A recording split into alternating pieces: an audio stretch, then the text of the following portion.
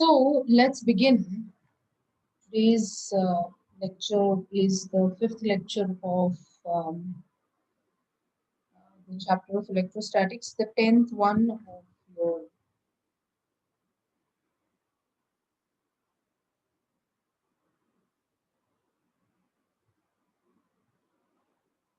10th one of 11th standard. I hope all of you have joined and are ready for this particular lecture. So we have done in the previous lectures, we had taken three theory lectures and then we tried to solve some unsolved section as well as solve part of the textbook. And today we are moving towards the lecture number 5, where I would like to focus back on theory on the properties of electric charges, which I had mentioned in lecture number 1. So, I had mentioned 4 of them over there, and I said that we will be discussing about it. The first one being the additive property. The second one, if you remember, was quantization. Third, if you remember, was the conservation of charges. And the last one, if you remember, was the Coulomb's law.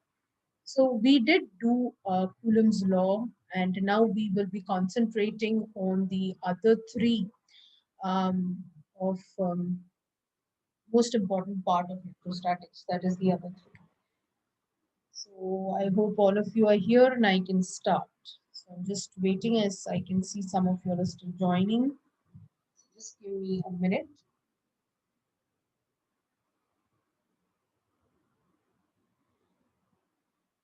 So let's move on to the first property. As we have already discussed this property before, that is called as the additive property. And I think we did mention about what the additive property is all about. So if I'm going to talk about the additive property, there is numeric addition. Agree? There is numeric addition, which is also called as your arithmetical addition. So there are three types when we are talking about addition. One of them will be called as numeric addition. You can call it as numeric addition, which is also called as the arithmetical addition. Which is also called as the arithmetical addition.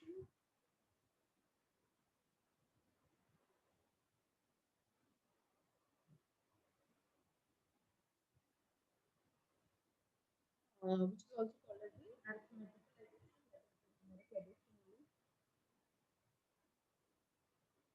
Another one is called as the algebraic addition.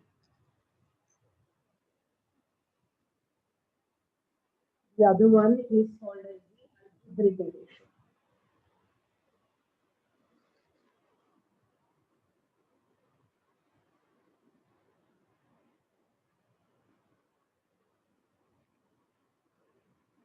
Okay, now is it clear? Better? Can you please check? Am I audible properly now? Yeah. Okay, fine. The was not properly, the volume was low. So we have numeric addition, which is also called as the arithmetical addition. Then we have the algebraic addition. This is lecture number 5, Siddiqui. I think you joined in late. We are doing the, this is the 5th lecture. So we had algebraic addition and we have what is called as the vectorial addition. So vector addition is also there. So now just with a simple example, if I talk about some displacement, you are going to tell me the answer. I will not say. Suppose I talk about some random displacement and I say that, that person went from one place to another in 4 kilometers and maybe he also traveled this length, but it was minus 3 kilometers. So if I tell you this particular thing, can anybody tell me how should I represent this displacement in numeric addition, उसको algebraic addition में कैसे लिखेंगे और उसको vector addition में क्या होगा? Anybody who can give me all the three answers? I'm going to give you 1 minute to think.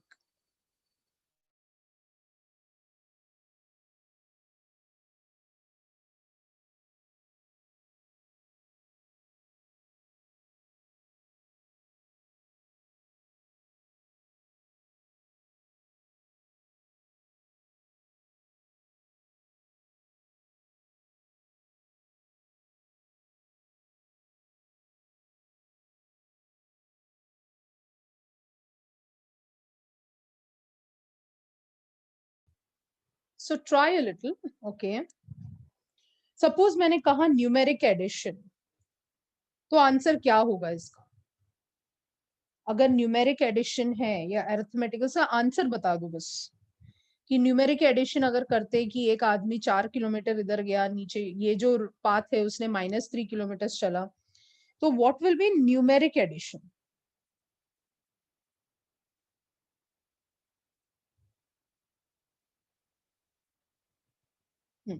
Very good. तो सब लोग 7 आंसर कर रहे हैं. यस. तो न्यूमेरिक एडिशन में ये आंसर 7 होगा. यहाँ 7 होगा पक्का, 100% 7 ही होगा, क्योंकि वहां तभी वो क्या ले रहा है, एक्चुअली मॉड ले रहा है, 4 + 3 ऐसा लेता है न्यूमेरिक एडिशन. अगर हम एल्जेब्रिक एडिशन कर रहे तो आंसर क्या होगा? Yes, correct. So everyone is correctly answering it as 4 plus of -3, यानी कि यहाँ आंसर 1 होगा. ओके. अगर वेक्टर एडिशन कर रहे तो क्या होगा? Yes, very good. So vector addition करेंगे तो √4² + √3² हो जाएगा, मतलब 5 आएगा. देखो तीनों एडिशन में हमको अलग अलग आ रहा है, 7 आ रहा है, फिर 1 आ रहा है, फिर 5 आ रहा है. अभी मैं ऑलरेडी आपको बता चुकी हूँ, बट अगर चार्जेस में addition, either we are putting it or we are taking it away, right? तो चार्जेस में आपको क्या लगता है कि चार्जेस में हम कौन सा वाला यूज कर रहे हैं इसमें से? Which one are we using when we are considering charges? What are we using here when we are considering charges?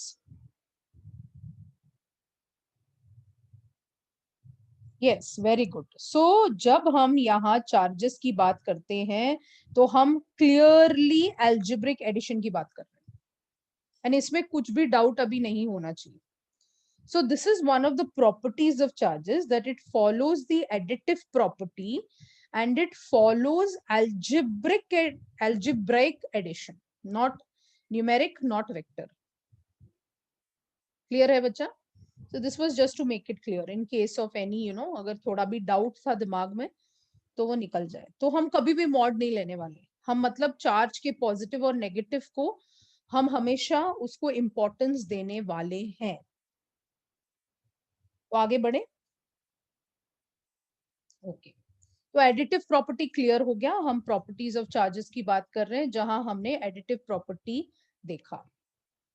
Next ये वर्ड देखते हैं जिसका नाम है क्वांटाइजेशन. किसी ने सुना है क्वांटाइज होना, क्वांटाइज करना? सो इलेक्ट्रिक चार्जेस क्या होता है, when we are giving it to a material, मेरा पहला सवाल है कि क्या हम इसको काउंट कर सकते हैं? जब हम किसी भी मटेरियल को चार्जेस दे रहे हैं या उससे ले रहे हैं, तो क्या हम उसको काउंट कर सकते हैं? Then the answer is yes, Neeraj, Bhavya, Isha. Yes, we can count. We can measure. Because आप कौन सा सब्जेक्ट कर रहे हैं भाई? Physics. Everything in physics can be measured. Physics की पूरी नॉलेज मेजरमेंट पे है. मतलब कुछ लोग उसको माने या ना माने, फिजिक्स वाले तो उसको उसके एंड तक जाके, कोर तक जाके ढूंढते कि ये चीज क्या है, उसकी मेजरमेंट क्या हो सकती है. So electric charges, when you are giving a material or you're taking away from a material, everything can be counted or can be measured.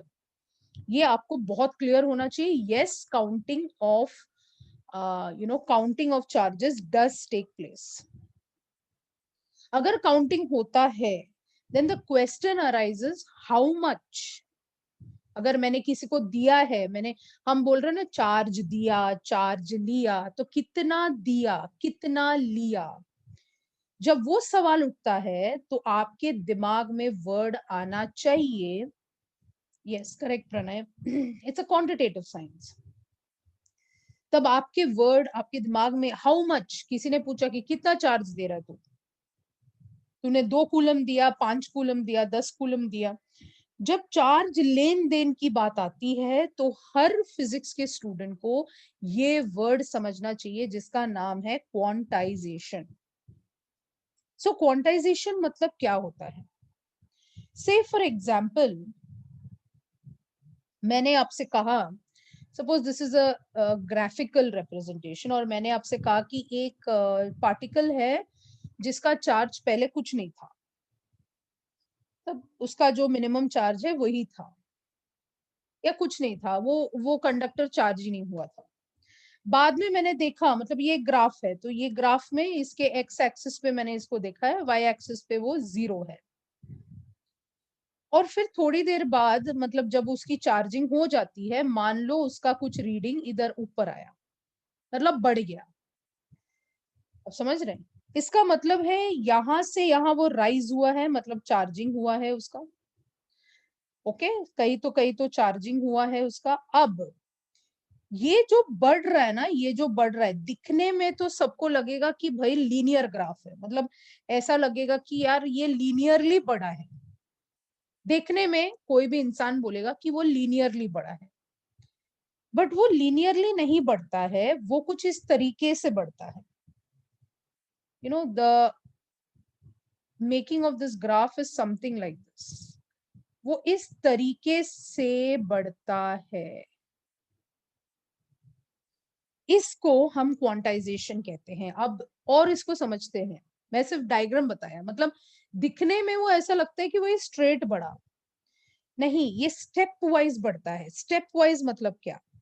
आपको पता है कि जब मैं इलेक्ट्रॉन बोलूं, व्हेन आई से इट इज 1 इलेक्ट्रॉन, आप बोलोगे कि यार E, मतलब E is represented by 1 electron. जितना मैं किसी भी मटेरियल को दूंगी या किसी भी मटेरियल से लूंगी, so the net charge, you know how to write it, I have done this long back in the first lecture of measurements, किसी को याद है? Q is equal to something था, the net charge, very good Saurabh Mishra, Aditya, Q is equal to n times of E, याद है? ऐसा कुछ लिखा था हमने। इसका मतलब है transferring of n number of electrons. Okay, so अगर किसी ने पूछा कि n नंबर ऑफ इलेक्ट्रॉन्स, तूने 2 कूलम, तूने चार्ज कितना किया, कितने इलेक्ट्रॉन्स को तूने ट्रांसफर किया, तभी तो चार्ज आएगा वर्ड। क्यू कब आएगा? जब तुमने n नंबर ऑफ इलेक्ट्रॉन्स को ट्रांसफर किया या n नंबर ऑफ इलेक्ट्रॉन उसमें से लिया, तब हम उसको क्या कहते हैं? That time we say that the charge is equal to n times of E। Okay, suppose मैंने एक इलेक्ट्रॉन लिया, एक इलेक्ट्रॉन, ये एक इलेक्ट्रॉन एक मटेरियल से लिया मैंने, तो n1 हो गया, इधर n1 हो गया, यू एग्री? तो चार्ज कितना है? हम बोलेंगे n1 है, तो इलेक्ट्रॉन का क्या है चार्ज? 1.6 इंटू 10⁻⁻⁹। अब मान लो मैंने 2 इलेक्ट्रॉन लिया, 2 इलेक्ट्रॉन लिया, तो कितना होगा चार्ज? कोई बताएगा? एक मटेरियल से एक लिया तो 1.6 इंटू 10⁻⁻⁹ है। जब 2 इलेक्ट्रॉन लेंगे तो कैन आई से इट इज 3.2 इंटू 10⁻⁻⁹? जब मैंने 3 इलेक्ट्रॉन्स लिया, उसमें से 3 इलेक्ट्रॉन लिया, तो ये कितना हो जाएगा? How much it will become? It will become 4.8 into 10⁻⁻⁹। जब मैंने n इक्वल टू 4 लिया, तो यहाँ कितना होने वाला है? It will become 4 into 1.6, that is 6.4 into 10⁻⁻⁹। मैं क्या बताने की कोशिश कर रही हूँ आपको कि ये लीनियर नहीं है, ये तो 16 का टेबल चल रहा है, यहाँ पे 16 का टेबल जा रहा है यहाँ पे। आप समझ रहे हैं? ये 1 2 3 हम लोग लिख रहे हैं, बट 16 का टेबल जा रहा है ना। पहले 1.6 आया, फिर 3.2 आया, फिर 4.8 आया, फिर 6.4 आया। Are you getting what I'm saying? So यहाँ पर हम क्या देख रहे हैं कि जब हम ये इसको इमेजिन करें, आपको ये सोचना है कि ये वाला 1.6 वाला था, फिर ये वाला जब है 3.2 इंटू 10⁻⁻19 है, तो ये वाला 4.8 वाला है, ऊपर वाला 6.4 है। इस तरीके से वो बढ़ रहा है।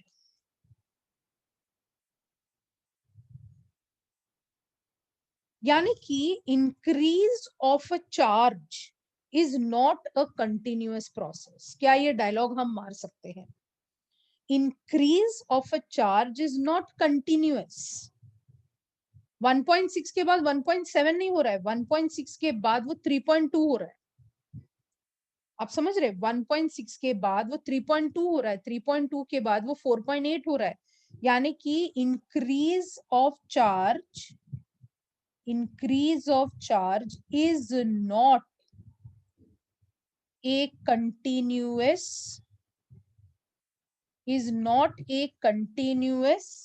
process। बताने की मैं ये कोशिश कर रही हूं आपको कि n is a whole number। n is a whole number। आप आधा इलेक्ट्रॉन नहीं दे सकते। दे सकते हैं क्या? आधा इलेक्ट्रॉन नहीं दे सकते, 1.5 इलेक्ट्रॉन नहीं दे सकते, 2.5 इलेक्ट्रॉन नहीं दे सकते, 3.5 इलेक्ट्रॉन नहीं दे सकते। समझ में आ रहा है क्या है इसका मतलब?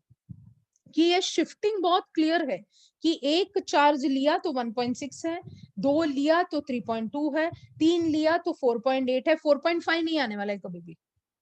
3.2 होगा, 4.8 होगा, 4.9 कभी नहीं आएगा, 5 कभी नहीं आएगा, 5.5 कभी नहीं आएगा, 6.4 ही आता है।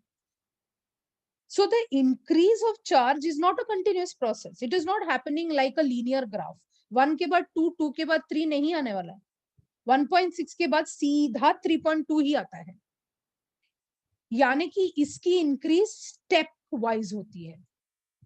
आप समझ रहे हैं मैं क्या बोल रही हूँ? मतलब आप बोलते हो आज मुझे डिस्टिंक्शन चाहिए, नेक्स्ट टाइम देखना मैं 90 के ऊपर लाऊंगा। 90 तुम्हारा स्टेप है, मतलब तुमने बनाया वो स्टेप। तुम ये नहीं बोल रहे आज मेरे को 75 मिला, कल मैं 76 लाऊंगा। ये स्टेप थोड़ी ना है, तेरा क्वांटाइजेशन नहीं चल रहा है फिर।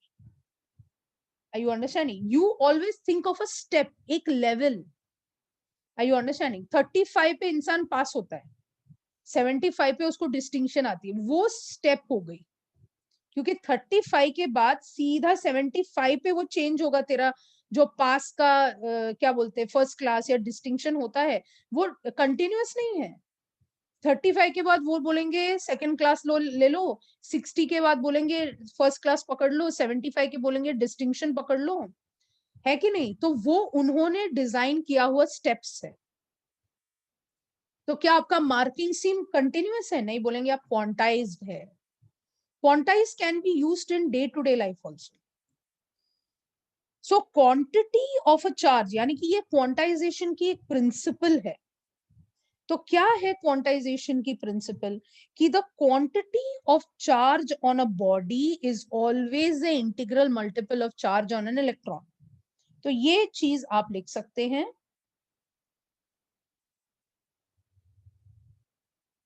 I am writing it down.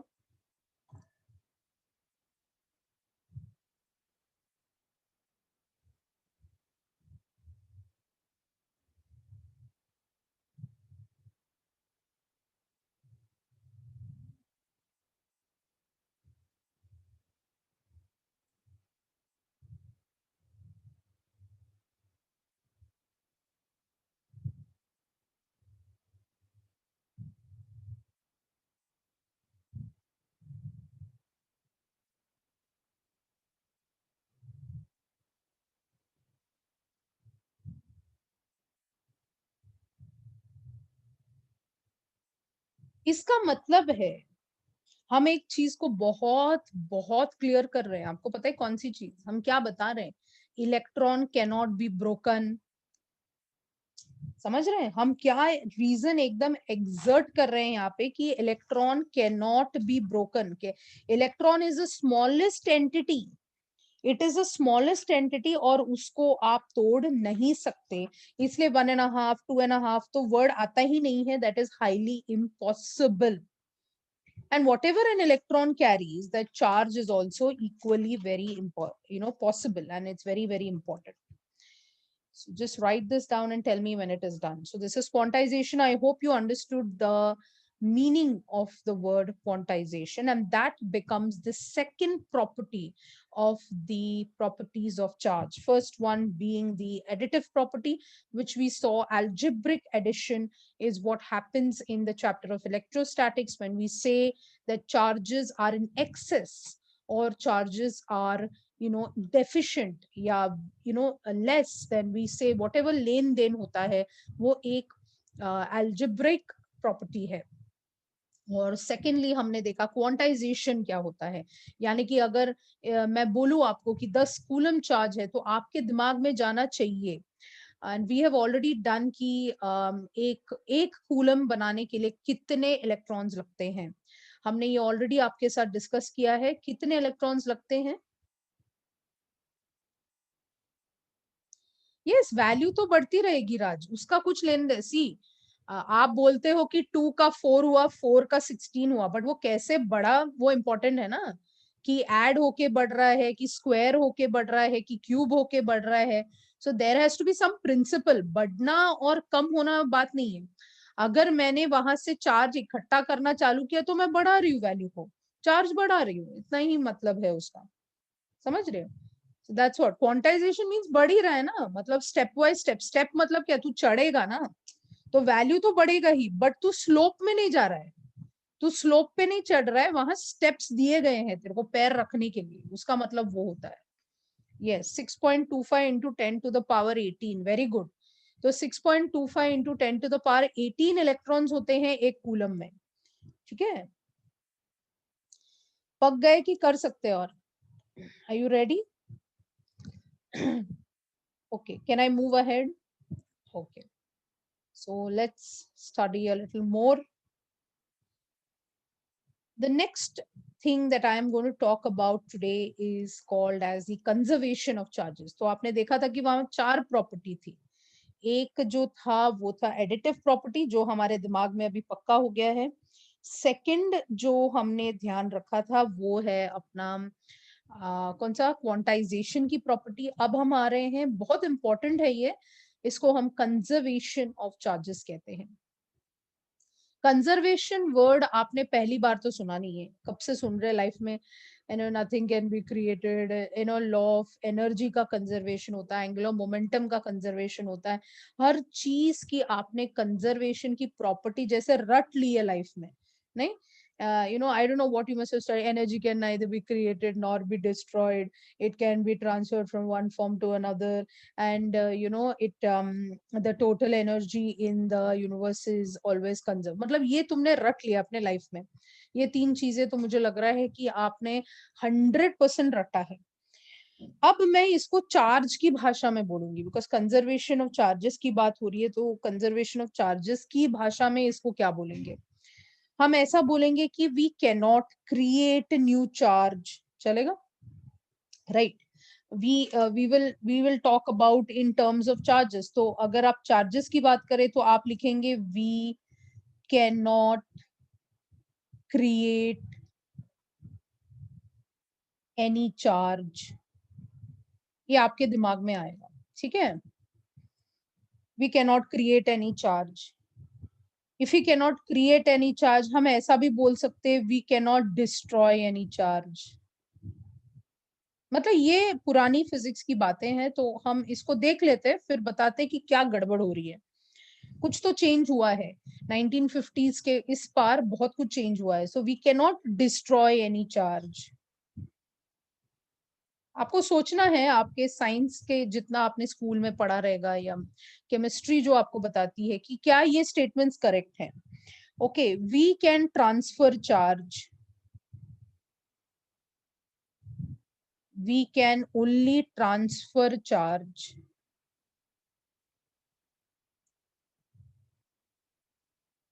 from one body to another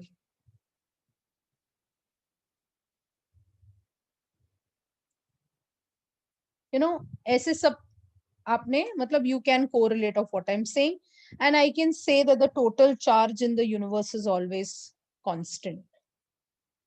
बराबर?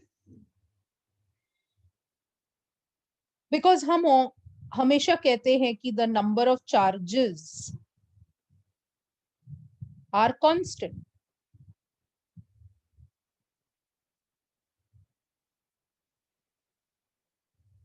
दस बार बोला आपको नेट चार्ज इज 0, तो इसका मतलब यही होता है ना कि number of charges is constant, क्योंकि जितना पॉजिटिव रहेगा उतना नेगेटिव है, इसलिए हम बोलते आए, हमेशा बोलते आए कि यार नेट चार्ज तो 0 होता है, नेट चार्ज तो 0 होता है। कोई भी मटेरियल में हम कहते हैं कि नेट चार्ज, तो इस पूरी दुनिया में जो भी मटेरियल्स है उसके नेट चार्ज तो 0 है, पूरे यूनिवर्स में हम कहते हैं कि द नेट चार्ज इज 0। सो ये स्टेटमेंट आपने काफी बार सुना होगा कि द नेट चार्ज इज 0। अब इसमें एक एक चेंज आ गया, मतलब एक थोड़ा सा एक डिफरेंशिएशन आ गया। आइंस्टाइन ने एक प्रिंसिपल लाया, I am sure everyone remembers this. Yes Saurabh, we are coming to all that. According to Einstein's principle, matter and energy are same. According to Einstein's principle, matter and energy are same. Yes, Vishal, very good. Matter and energy are same. उसका क्या कहना है कि energy को पकड़ के compress कर लो तो मैटर बन जाएगा, और अगर आपने मैटर को तोड़ दिया तो वो एनर्जी बन जाएगा, and there is an equivalence between them. याद है ना वो क्या बोल रहा है? वो क्या बोल रहा है कि अगर आपने सारी एनर्जी को कंप्रेस कर दिया, पकड़ लिया, उसको कंप्रेस कर दी पूरी, तो वो मैटर बन जाता है। और जब आप कोई भी मैटर को क्या करते हैं, उसको तोड़ देते हैं, एक्सप्लोड करते हैं, तो वो एनर्जी बन जाता है। Can anybody tell me what are we talking about? How can matter become energy? Anybody? One simple example where matter has become energy. क्या है वो एग्जांपल? ये जो आइंस्टाइन का प्रिंसिपल याद करते हैं ना, E is equal to mc square. I can see many of you all writing this formula in the chat box. Very good. I'm very proud of the fact that you remember this. I have no problem. Yes, Bhavya, very good. E is equal to mc square. Yes, yes, yes. Bhakti, very good. Yes, Meet Agara, very good. I'm only taking the people who are taking the right answer, okay? Yes, Takshita, very good. I can take Devendra's answer. The Yadav, Isha Yadav, very good. Nuclear fission. ये देखा है अपने life में? ये सुनो, principal जब हम Einstein की थ्योरी की बात करते हैं, इसका मतलब है हम एटम बॉम्ब के प्रिंसिपल की बात कर रहे हैं। हमने दो पार्टिकल्स को क्या किया, बड़े बहुत ही ज्यादा एक्सेलरेशन के साथ, बड़े ही फोर्स में जब वो कोलाइड होते हैं, तब on the basis of that जो रिएक्शन होता है, that is the principle of atom bomb. And इसमें जब एटम बॉम्ब होता है तो हम क्या बोलते हैं, क्या हुआ? हम बोलेंगे यार सब कुछ नष्ट हो गया, सब कुछ डिस्ट्रॉय हो गया। कैसे डिस्ट्रॉय हुआ? Because it release a lot of energy at the cost of material. Yes or no? The material is lost and the energy was created. सारा का सारा मटेरियल एक्सप्लोड हो गया। हम बोलते हैं कि आज भी, क्या बोलते हैं लोग, आज भी वो पार्टिकल्स एयर में हैं। आपने सुना रहेगा ना, when you talk about Hiroshima, Nagasaki and everything, you must have heard that so many people suffered after the explosion. Yes or no? So they say the material was lost, but what is there is some sort of an energy which is still there. So you have to understand what exactly is happening in conservation of charges. So इसको हमें समझना ही पड़ेगा कि भाई exactly क्या हो रहा है. So the principle of atom bombs has something to do with Einstein's principle. The material is lost and we get a lot of energy. तो क्वेश्चन ये है, मैं कब से बोल रही हूँ material is loss we get a lot of energy, material is loss we get a lot of energy. आप मुझे बताओ कि कौन सा मटेरियल लॉस हुआ है? कौन सा मटेरियल लॉस हुआ है कि हमें एनर्जी मिला. So what happened is, who is lost? कौन लॉस्ट हुआ है? Electron. Who is lost? Electron. The electron is destroyed. यानी कि इलेक्ट्रॉन अभी अभी अभी कंफ्यूजन चालू होगा. इलेक्ट्रॉन डिस्ट्रॉय हो गया, बट आपने तो कहा था कि it can not be destroyed. Conservation of charge कहता है we can not destroy. Contradiction हो रहा है. हम बता रहे कि एटम बॉम्ब में पार्टिकल लॉस्ट हुआ. कौन सा एनर्जी बन गया, वो मैटर से एनर्जी बन गया. यानी कि हम बता रहे electron is lost. An electron had charge, मतलब चार्ज इज गॉन. अरे रे रे रे, अभी तो कॉन्ट्रडिक्शन हो गया. जबकि हमारे केस में तो हम बोल रहे हैं कि नेट चार्ज इज 0. अगर इलेक्ट्रॉन लॉस्ट हो गया, then where did it go? So in atom bomb we use electron which is actually destroyed, and if it is destroyed then we'll have to change our law, because we had said the net charge is 0. That means net charge is not 0. And if the negatively charged electron इतने सारे destroy हो रहे हैं एक atom bomb में, तो हमारा universe तो पॉजिटिव हो गया, क्योंकि हमारा इलेक्ट्रॉन तो क्या हो गया, डिस्ट्रॉय हो गया है. So now listen very carefully what happened exactly. इसका एक्सप्लेनेशन क्या है, राइट? फिजिक्स वालों को ये पता रहना चाहिए कि अगर इलेक्ट्रॉन डिस्ट्रॉय हुआ, हमारे हिसाब से जब इलेक्ट्रॉन निकलता है मटेरियल से, आपने तो 3 लेक्चर में हमको वही बताया है कि अगर इलेक्ट्रॉन निकल जाता है तो वो पॉजिटिव हो जाता है. यानी कि यूनिवर्स भी अभी पॉजिटिव होना चाहिए था. इन दिनों उन्होंने एक खोज की. they did a discovery of another material. So to explain what happened exactly, there is another particle which they discovered during that time, and uska naam hai positron. Have you heard about this name? उन्होंने discover किया इस material का जिसका नाम है पॉसिट्रॉन. पॉसिट्रॉन अपने ही family का है. कौन सा फैमिली? न्यूक्लियस. न्यूक्लियस के अंदर बैठा हुआ है पॉसिट्रॉन. इसका मास देखो, नाम में भी ऐसा इलेक्ट्रॉन, पॉसिट्रॉन. जहां ऑन होता है वो मैटर होता है. Electron, proton, neutron, deuteron, positron, everything is matter. Anything that has a on is matter. Are you understanding? So electron जो है डिस्ट्रॉय हो रहा है, तो वहां उन दिनों उन्होंने खोज की जिसका नाम था पॉसिट्रॉन. अब ये पॉसिट्रॉन किधर बैठा है, आप अगर मेरे को पूछोगे तो मैं बताऊंगी it is inside the nucleus. Structure of atom आपको दिख रहा है स्क्रीन पर. इनसाइड द न्यूक्लियस हमेशा पॉसिट्रॉन होता है, and it has the same mass as that of the electron. Mass of electron is how much? 9.1 into 10 raised to minus 31 kg. Positron का भी उतना ही मास होता है. It carries the same charge as that of electron, but positive. But it has no independent existence. It has no independent existence.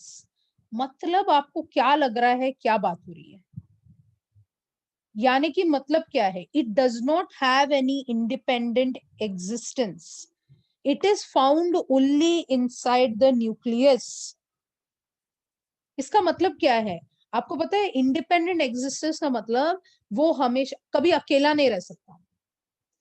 वो हमेशा combination में पाया जाता है. न्यूक्लियस से अंदर है बट किससे जुड़ा हुआ है. आई यू अंडरस्टैंड? बाहर आने पे वो, बिकॉज उसकी इंडिपेंडेंट एग्जिस्टेंस नहीं है मानव, उसको सेपरेटली पढ़ा नहीं जाता. वो कॉम्बिनेशन में केमिस्ट्री के रिएक्शंस में आना चाहिए. When I don't know whether you have come across the word neutrino, anti neutrino, ये सब जो है केमिकल रिएक्शंस उसको बैलेंस करती है न्यूक्लियर फिशन और फ्यूजन, जो एक सेपरेट चैप्टर ही है. बट इसको यहाँ इंट्रोड्यूस करना थोड़ा सा मेरे लिए इंपॉर्टेंट है for understanding this the entire topic of electrostatics, because हमारा हीरो यहाँ पे इलेक्ट्रॉन है. So it is found only inside the nucleus and it is not available independently. So as it comes out, अगर वो बाहर आता भी है तो वो किसी के साथ combine हो जाता है. Yes, yes, Lakshita. Even if it comes out, even if it dissociates with that atom, it has to go and किसी के साथ combine होना चाहिए. Are you understanding? उसकी independent existence होती ही नहीं है.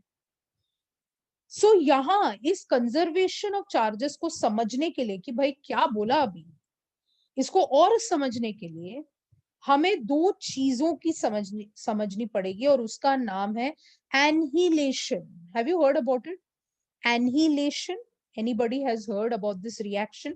दो famous reaction है, annihilation and pair production. ये कंजर्वेशन ऑफ चार्जेस का पार्ट है. जो आपको स्क्रीन में दिख रहा है, एटम बॉम्ब में कुछ ऐसे ही होता है. इलेक्ट्रॉन और प्रोटॉन बहुत नजदीक होते हैं. इलेक्ट्रॉन और प्रोटॉन को बहुत नजदीक लाया जाता है. अगर बहुत नजदीक लाया जाएगा तो फोर्स की कौन सी फॉर्मूला है? इनवर्स स्क्वायर लॉ पे चलती है force. Are you understanding? Inverse square law पे चलती है. और अगर आर बहुत ही कम है तो एफ को क्या होगा? एफ को क्या होगा? बहुत ज्यादा होगा. अगर इलेक्ट्रॉन और प्रोटॉन बहुत नजदीक है, यस, ये न्यूक्लियर केमिस्ट्री का हिस्सा है कि डिस्टेंस बहुत कम है दोनों के बीच में. अगर दोनों के बीच का डिस्टेंस बहुत ही कम है तो उसमें आने वाला फोर्स उतना ही ज्यादा होगा. वेरी गुड, उतना ही ज्यादा होगा फोर्स. और अगर फोर्स ज्यादा है, force is equal to mass into acceleration. इसका मतलब क्या है? एक्सेलरेशन बहुत ज्यादा है, बहुत जोर से. मतलब आप सोचो दो गाड़ियां आ रही है 200 के स्पीड पे और ले डाल कोलिजन हो, उससे भी तेज हो रहा है. आई अंडरस्टैंडिंग? दो गाड़ियां आएंगी और मैंने कहा कि यार दोनों 200 किलोमीटर पर आवर पे आए और दोनों कोलाइड हुए, क्या बचेगा? तुमको क्या दिखेगा? तुम बता सकते हो मेरे को?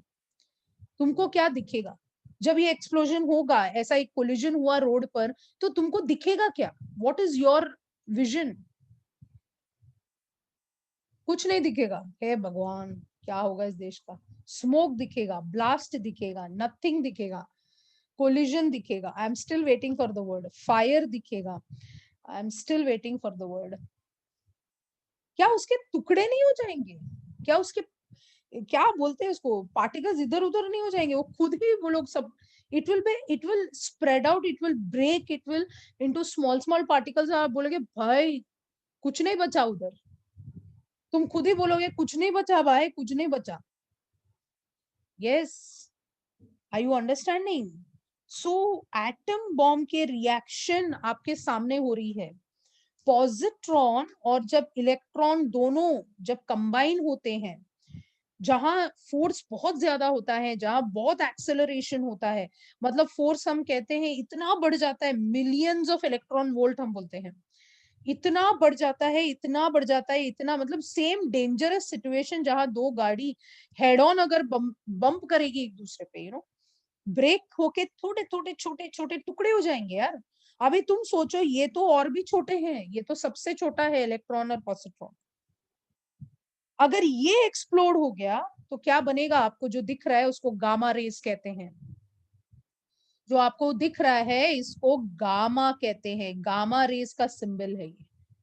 यहां वो एनर्जी बन जाती है, गामा रेस कहते हैं हम उसको. जब बहुत बड़ा एक्सप्लोजन होता है with the tiniest entity of our system which is electron and proton, then there is no electron. इसके बाद इलेक्ट्रॉन नहीं है, इसके बाद कोई पॉजिट्रॉन नहीं है. वो क्या बन जाते हैं? वो गामा रेज बन जाते हैं. और इसी को हम क्या कहते हैं? मतलब यहाँ दोनों डिस्ट्रॉय होता है. आप समझने की कोशिश कर रहे हैं मैं क्या बता रही हूँ? दोनों डिस्ट्रॉय होता है. इलेक्ट्रॉन अकेला डिस्ट्रॉय नहीं होता है, दोनों डिस्ट्रॉय होता है. So what is the net charge of the universe? Same. Got it?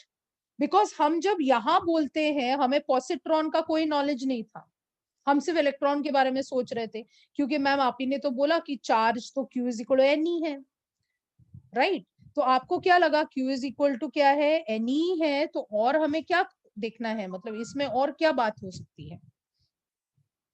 आप समझ रहे हैं मेरी बात को? यानी कि आप जब बोल रहे थे we can not create a charge, तो आप सोचिए इलेक्ट्रॉन क्रिएट नहीं कर सकते या इलेक्ट्रॉन डिस्ट्रॉय नहीं कर सकते, बट मैं आपको क्या एम्फेसाइज करा रही हूँ, ये जब डिस्ट्रॉय होता है तो इलेक्ट्रॉन भी डिस्ट्रॉय होता है, पॉजिट्रॉन भी डिस्ट्रॉय होता है, दोनों साथ में डिस्ट्रॉय होते हैं, पेयर में डिस्ट्रॉय हो रहे हैं।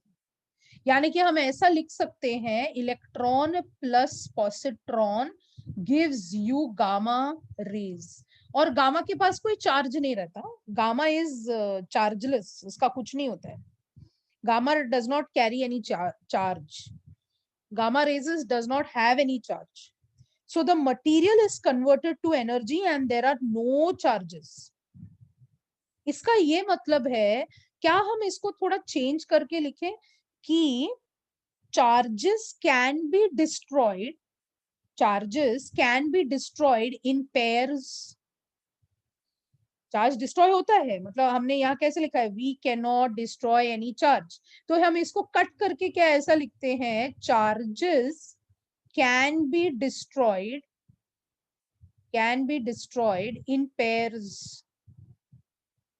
इससे हमें ये पता चल जाता है कि charges can be destroyed in pairs, but the net charge in nature does not change. Pair में डिस्ट्रॉय होना, एक पॉजिटिव गया था एक नेगेटिव भी गया, so the net charge in the universe still remains constant. I hope this is understood, and this जो मैंने आपको explain किया, ये जो है ये क्यों हुआ, तो आपको एक नया वर्ड पढ़ना है और वो वर्ड का नाम है annihilation. You know, the word is annihilation.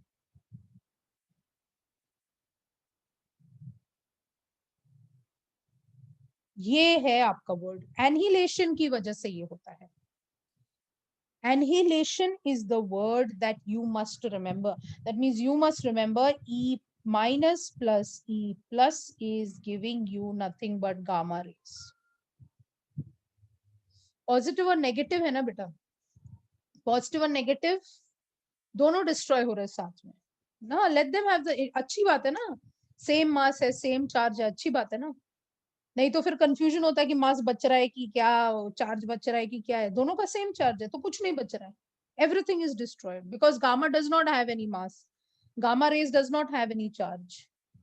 I hope you are getting this. This is one of the most important part of the topic of you know, so do you have the energy to go ahead?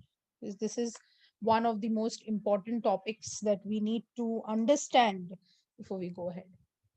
Okay, so can I proceed?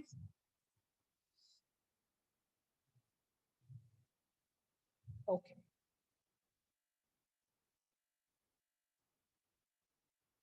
So let's come to the other word that we are talking about. So when we are talking about the other word that is opposite to, annihilation.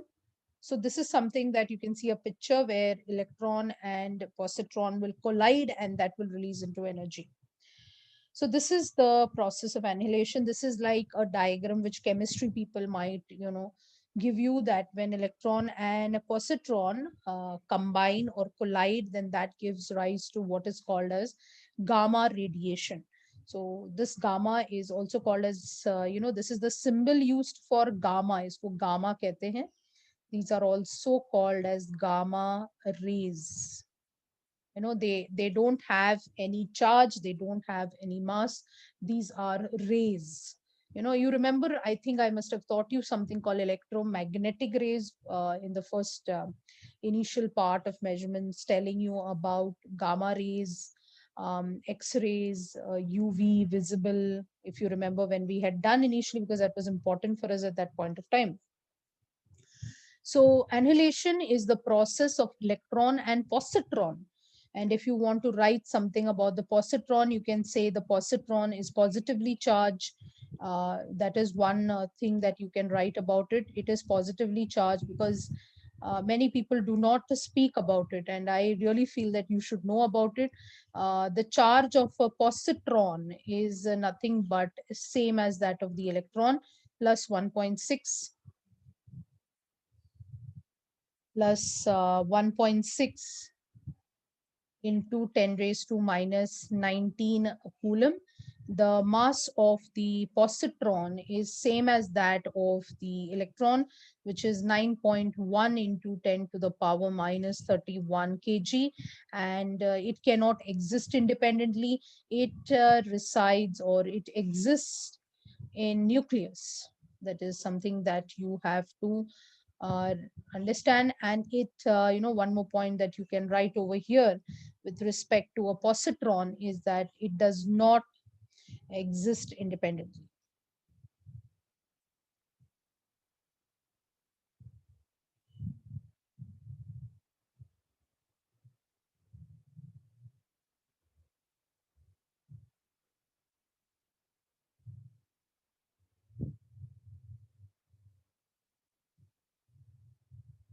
So I think you can write it down. So, I'll give you a minute because this is important.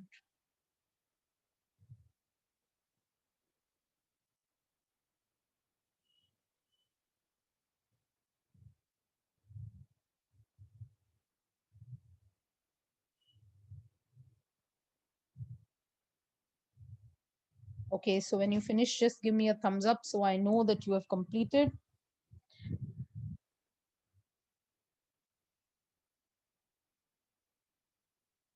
Have you completed? Yes, okay. So we come to the reverse process. अगर matter टूट के energy हो रहा है तो हमें अभी सोचना पड़ेगा क्या एनर्जी कंप्रेस होके मैटर बन रहा है क्या. मतलब हमें ये तो समझ में आ गया कि क्या हो रहा है. What exactly? M is mass बेटा Janvi, and Q is charge. हम चार्ज को हमेशा स्मॉल q से रिप्रेजेंट करते हैं और स्मॉल m को हम मास से रिप्रेजेंट करते हैं. तो it's like charge of a positron and this is mass of a positron. वो सफिक्स करके नीचे लिखा जाता है ना कि चार्ज क्यू ई लिखते नहीं तो normally. Okay, so this is charge and this is mass. Okay, so अभी सवाल ये उठता है कि क्या ऑपोजिट रिएक्शन हो सकता है क्या, ऑपोजिट एक्शन हो सकता है क्या. Can we convert energy into material. उल्टा भी सोचें, मतलब अभी हमें एक रफ आइडिया मिल गया कि न्यूक्लियर रिएक्टर्स में क्या हो रहा है, इलेक्ट्रॉन और positron, how the atom bomb was created, जिसको आपको पहले ही पता था, which was called as nuclear fission. Nuclear fission तो आपने सुना ही रहेगा, न्यूक्लियर फिशन, न्यूक्लियर फ्यूजन. आपको एक चैप्टर है 12th स्टैंडर्ड में न्यूक्लियाई पे, तो आप काफी पढ़ने वाले हैं इसको डिटेल में. That's why I am not teaching you very much in detail because there is something called neutrino, anti neutrino and so things like that. तो वो बहुत ही अच्छी तरीके से आप न्यूक्लियर रिएक्शंस जो टॉपिक जो भी सिखाएगा will teach you about nuclear fission and nuclear fusion. So question ये है कि can we convert, is there an opposite reaction. So 100% we can convert energy into matter. मतलब हमारा जो कंजर्वेशन ऑफ एनर्जी के जो अंडरस्टैंडिंग थी वो थोड़ा थोड़ा होके पता नहीं उतर पुतर हो रही है. So it is really possible to get a charge on a material particle from nowhere, because I cannot catch a wave, right? A wave has no particle, a wave has no mass. So basically I'm talking about magic. I'm saying that, it is possible to get a charge or a material from nowhere. यानी कि मैं आपको ऐसे समझा रही हूँ कि ये जो सूरज की रोशनी आ रही है उससे मैं पार्टिकल बनाने वाली हूँ, मैं मैटर बनाने वाली हूँ. तो पहले ये किसी पे विश्वास नहीं होता था कि ये पॉसिबल है कि नहीं. So there is a principle of reversibility in physics, says it is absolutely possible, it is completely possible. They say that if two charges are destroyed and converted into energy, then that energy can also be converted back into those two charges. क्या कहता है, reversibility की theory कहती है physics की कि अगर दो चार्जेस को तुमने कहा कि वो डिस्ट्रॉय हुआ और got converted into energy, that means वही एनर्जी को हम वापस दो चार्जेस में कर सकते हैं. and recently they have proved this. उल्टा पॉसिबल है. This is the reversibility theory in physics. वो बोल रहे हैं कि 100% ये पॉसिबल है. और उस थियोरी को हम पेयर प्रोडक्शन कहते हैं. It is called as pair production. Are you getting what I'm saying? It is called pair production. So आपको जो दिख रहा है यहाँ पर, it is nothing but a gamma ray which is striking the nucleus in an atom, and from there you can see a positive and a negative charges splitting and coming across out. So gamma rays को हम एक solid metal की बात करें तो हम platinum जैसे heavy metals पे हम इसको स्ट्राइक करवाते हैं, और जब हम स्ट्राइक करवाते हैं उससे, we call it as pair production, उसमें पॉजिटिव और नेगेटिव चार्जेस आ जाते हैं.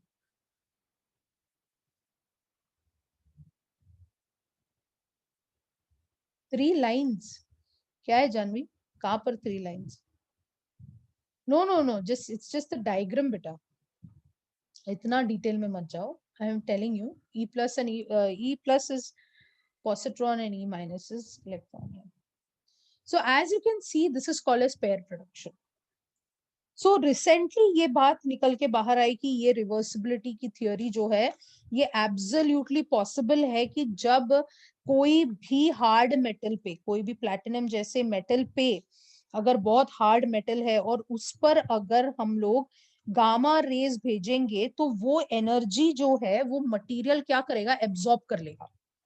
मैंने आपको लास्ट टाइम बताया था ना, एब्जॉर्प्शन होता है, नहीं तो ट्रांसमिशन होता है, नहीं तो क्या होता है, रिफ्लेक्शन होता है. जब आप पढ़ाई कर रहे हैं ऑनलाइन यही चल रहा है, आइदर एब्जॉर्ब होगा, नहीं तो ट्रांसमिट होगा, नहीं तो रिफ्लेक्ट होगा. जब gamma rays of high intensity are send into a very hard metal, heavy metal, तो एक इलेक्ट्रॉन और एक पॉजिट्रॉन क्रिएट हो जाता है. यानी कि वो सबसे छोटे मटेरियल को क्रिएट कर लेता है. दे ऑब्जर्व्ड दैट अगेन. आप देखेंगे what is happening right now. What is happening, जब ये गामा रे जाके न्यूक्लियस में स्ट्राइक हुआ तो आपको क्या दिख रहा है, प्रोडक्शन कैसे हो रही है. What is the name I have given, pair production. Pair. Destroy कैसे हुआ था, डिस्ट्रॉय कैसे हुआ था, अकेला डिस्ट्रॉय हुआ था, नहीं, पेयर में डिस्ट्रॉय हुआ था. तो प्रोडक्शन भी पेयर में ही होगा. Got it. फिजिक्स और स्ट्रॉन्ग करो. तोड़ना नहीं चाहिए किसी को, तोड़ने का टाइम ही नहीं देने का. भाई जब डिस्ट्रॉय हुआ था तो 2 में बटा था, इलेक्ट्रॉन और पॉजिट्रॉन दोनों डिस्ट्रॉय होके एनर्जी बनाई थी एटम बॉम्ब में. तो जब ये गामा रे जाके स्ट्राइक होता है तो प्रोडक्शन भी पेयर में होगा. यानी कि वे बहुत क्लियर कर लो कि सबसे छोटे पार्टिकल की जब वो बात करें, we can not produce only one. Simple. We cannot produce only one, we have to produce in pairs. It gets produced in pairs because net charge of the nature has to remain 0. Are you getting it? Net charge in the universe has to remain 0. अगर 2 destroy हुआ तो 2 बनेगा भाई, pair में ही बनेगा. और ये universal principal है, and this needs to be absolutely absorbed into your system, absolutely involved in your system कि हो क्या रहा है यहाँ पे. So what is pair production? I'm just writing what is pair production so that you get a better understanding of how the gamma ray strikes on some material like a heavy metal like a platinum, and then from there we will see how we can define it. So आप ये definition pair production के लिए लिख सकते हैं. It is the process in which high energy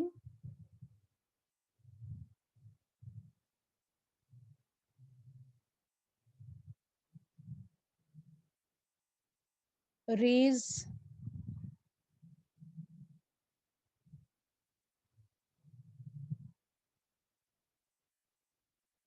strike a heavy metal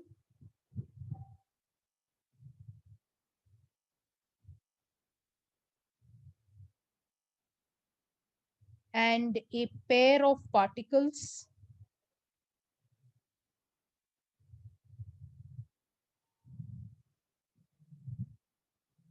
and a pair of particles are produced,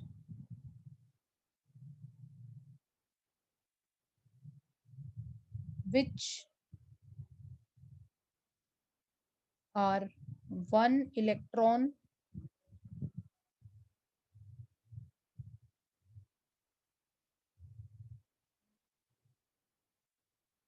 and one positron.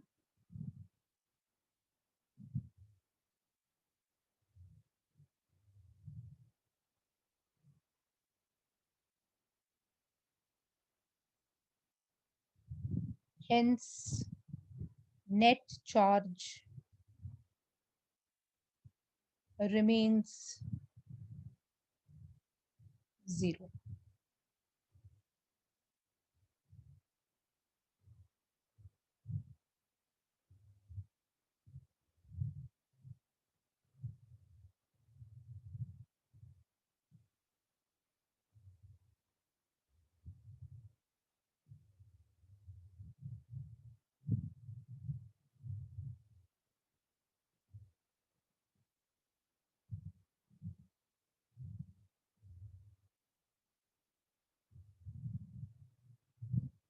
ये सबसे important चीज है कि पेयर ऑफ पार्टिकल्स प्रोड्यूस होते हैं. Tell me when it is done.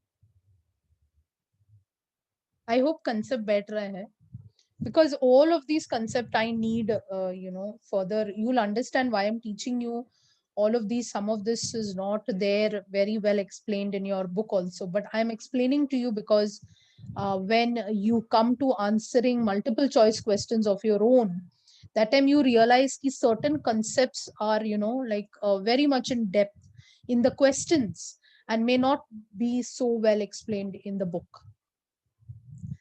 So you will have that conflict always, and then you will search for synopsis and उसमें से एक लाइन ढूंढ लिया, फिर उस लाइन के बलबूते पे आप आंसर करते हो. तो उसका कंसेप्ट अंदर तक, उसके हेड ऑन तक आपको समझना बहुत जरूरी है. So today conservation of charge बहुत इंपॉर्टेंट है, और कंजर्वेशन ऑफ चार्ज में हमारे पास दो चीजें हैं. One is called annihilation and one is called pair production, and they are opposite, exactly opposite of each other. Annihilation क्या है? एनहिलेशन क्या है? एनहिलेशन में क्या होता है? एनहिलेशन में इलेक्ट्रॉन और proton, yes, formation of gamma rays बोल सकते हैं आप. Yes, yes, yes, correct. Gamma rays are produced by the collision of electron and positron, which is the principle of atomic. So see how everything is so much related, right?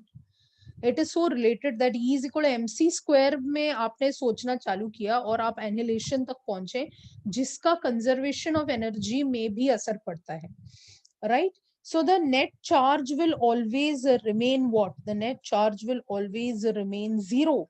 That means we can kind of write small, actually the reaction basically of pair production. Before I go into that, will be nothing but, so I'm just writing for pair production.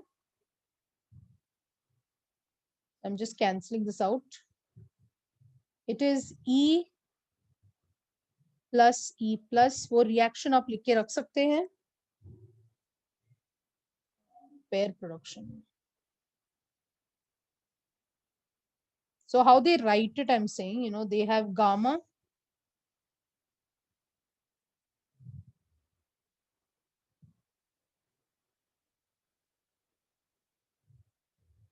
नहीं, gamma rays divide नहीं हुआ राज. Gamma rays ने nucleus of material पे strike किया ना, metal था बीच में, gamma rays कहाँ डायरेक्टली डिवाइड हुआ? It gave the energy to the matter, and from matter it removed electron and positron. Okay, so that's what this will give rise to E minus plus E plus and plus. इसको मैं अभी explain नहीं कर रही हूँ, but this is called neutrino.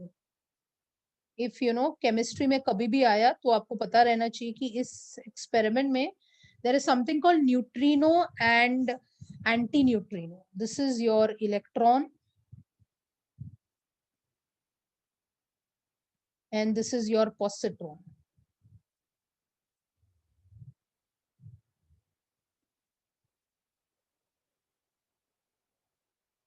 Neutrino actually balance होने के लिए हम यहाँ आपके सामने इंट्रोड्यूस कर रहे हैं, क्योंकि वो you know it is basically carried by the material and it is to balance the momentum of the reaction.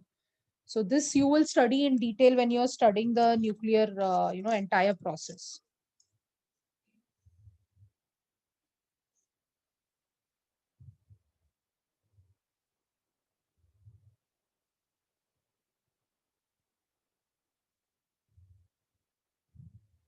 हो गया तो बता दीजिएगा please.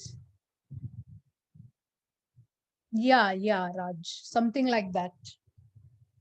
Yeah, you could keep it as something like that for time being. Okay.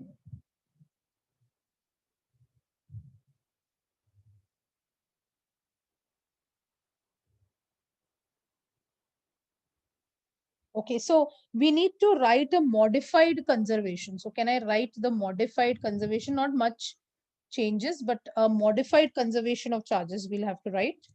And so I'm not making much of it, but I'm just writing it in general.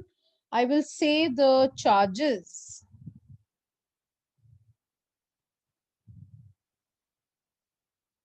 cannot be destroyed. The charges cannot be destroyed nor be created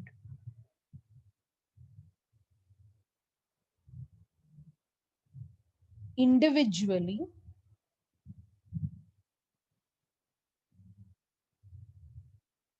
but it can be done in pairs. The net charge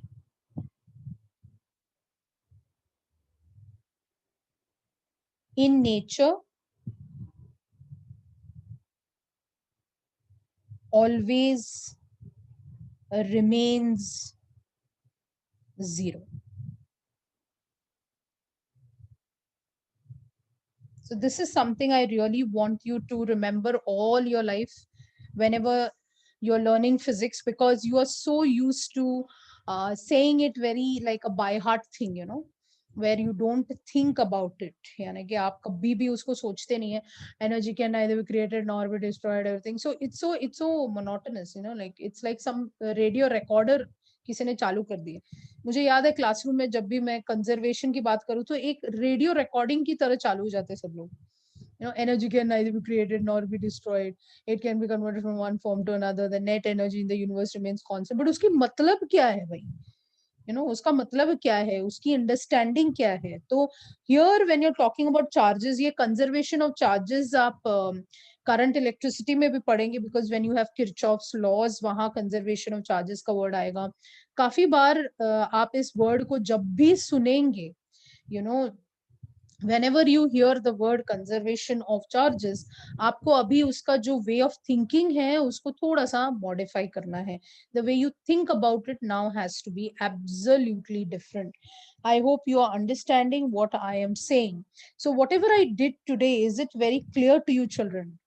That is very important for me, that whatever I did today has to be absolutely clear, because I don't believe in just taking, again, like taking quantities of data. I want it to be crystal clear. I want everything to be very clear. So we started up with the additive property. We went up to the topic of quantization. We went to the understanding of how it is not going to be a linear graph. It is not continuous process of quantization.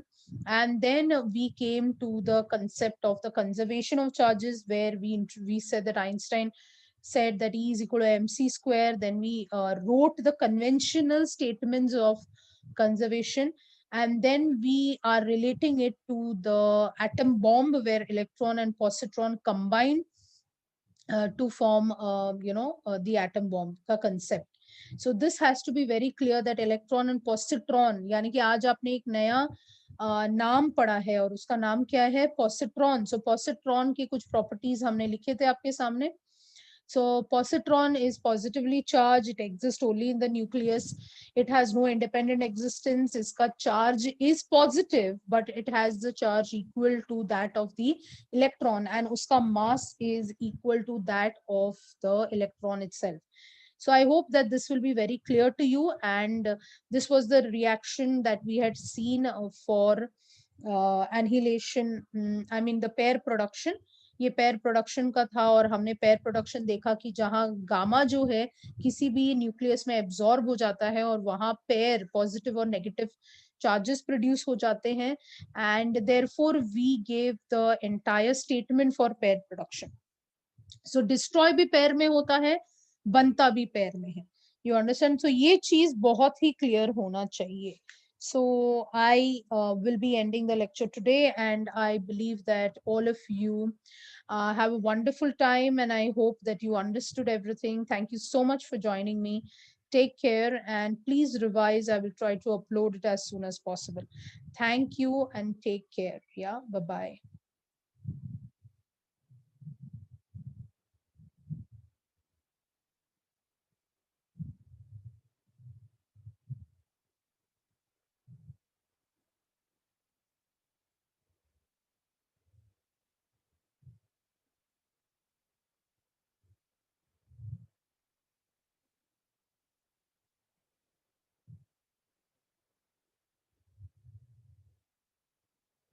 Yeah, the yeah.